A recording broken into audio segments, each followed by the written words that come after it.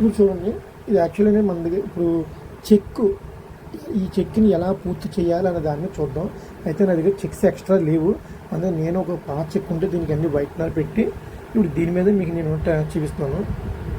ఇప్పుడు అప్పు తీసుకున్న వ్యక్తి, అప్పు ఇచ్చిన వ్యక్తికి ఒక ప్రామిస్ రూపంలో ఇవ్వడమే చెక్కు ఇవ్వడం. ఓకే, ఇప్పుడు మనం దీంట్లో ఎవరు పే అంటే, ఇప్పుడు ఫర్ ఎగ్జాంపుల్ నేను అప్పు తీసుకునే వ్యక్తి అనమాట. పే అంటే నాకు అప్పు ఇచ్చిన వ్యక్తి పేరు ఇక్కడ రాయాలి. సో ఇందాక మనం చూసుకుంటే కనుక అప్పు ఇచ్చిన వ్యక్తి ఎవరు? దానాల ధర్మయ్య. అప్పుడు ఇక్కడ మనం పే అంటే దానాల ధర్మయ్య పేరు రాయాలి. దానాల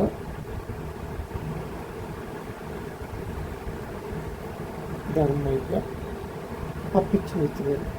ఓకే, ఎంత ఇచ్చాడు అప్పు? ఆల్రెడీ ₹1,00,000 ఇచ్చాడు మనం అనుకున్నాం కదా. మనం ఇంతకుముందు క్లాసుల్లో ₹1,00,000 ఇచ్చాడు అనుకున్నాం మనం. ఓకే, ఇప్పుడు దీనికి 1 year అయింది. 1 year అయితే వడ్డీ నెలకు 2,000 చెప్పిన ₹24,000 వడ్డీ అయింది. 1 year ఒక 1 year 3 months అయింది అనుకో, 14 months అయింది అనుకో, 24,000 ఒక 6,000 1,30,000 అయింది. 1,30,000కి ఇతను ఏం చేశాడు? ₹1,10,000 అంటే ₹20,000 బ్యాలెన్స్ పెట్టి ₹1,10,000 చెక్ ఇచ్చాడు. ఎప్పుడు ఇచ్చాడు చెక్కు అంటే కనుక 2/4/2025 వచ్చేసి 2వ తారీఖు 4వ నెల 2005 తారీఖు ఇచ్చాడు. ఇప్పుడు ఇక్కడ 1,10,000 ఇచ్చాడు కదా, ఈ 1,10,000 ఇక్కడ రాస్తాం. ఇప్పుడు చూడాలి 1 LAK 1,07,10,000 ఓన్లీ. ఈ చెక్ ఎవరైతే ఇష్యూ చేశారు, ఎవరు ఇష్యూ చేస్తున్నారు? కార్ ఎర్ర ఇష్యూ చేస్తున్నారు. అందుకని ఇక్కడ కార్ ఎర్ర సంవత్సరం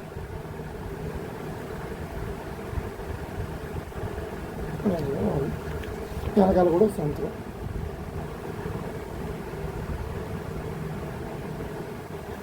చూడండి, చెక్కులో రాయడానికి ఏమీ లేదు. ఒకసారి కరెక్ట్గా చూసుకోండి.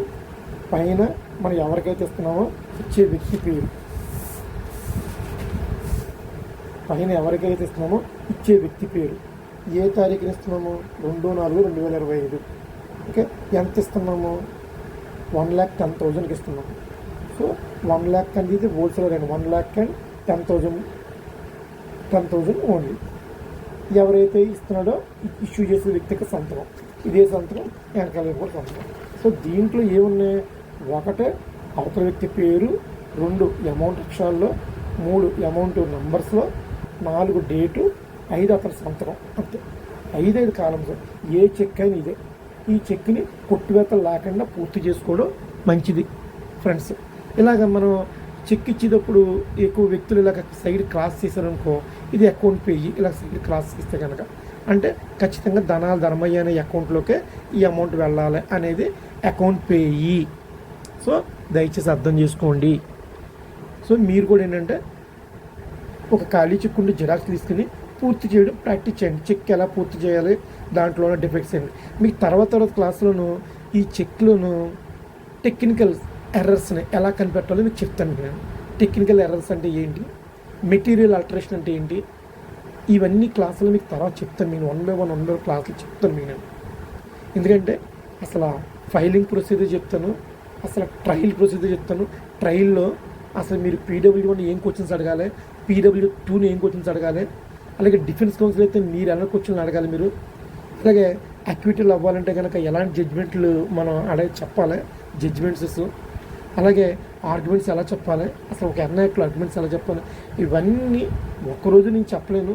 1 by 1 మ్యాక్సిమం ఒక 1 weekలో కానీ ఒక 10 daysలో కానీ ఇవన్నీ పూర్తి చేస్తాను నేను. ఓకే ఫ్రెండ్స్, మీకు ఇంట్రెస్ట్ ఉంటే కనుక వినండి.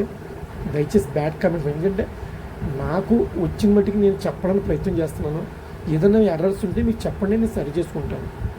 ఓకే, మీకు వీడియో నచ్చితే కనుక మీ ఫ్రెండ్స్కి అందరికీ కూడా షేర్ చేయండి, సబ్స్క్రైబ్ చేయండి. నాకు ఇంకా మీరు షేర్ చేసి సబ్స్క్రైబ్ చేస్తే నాకు ఇంకా మరింత ఆనందంగా ఉంటుంది ఫ్రెండ్స్.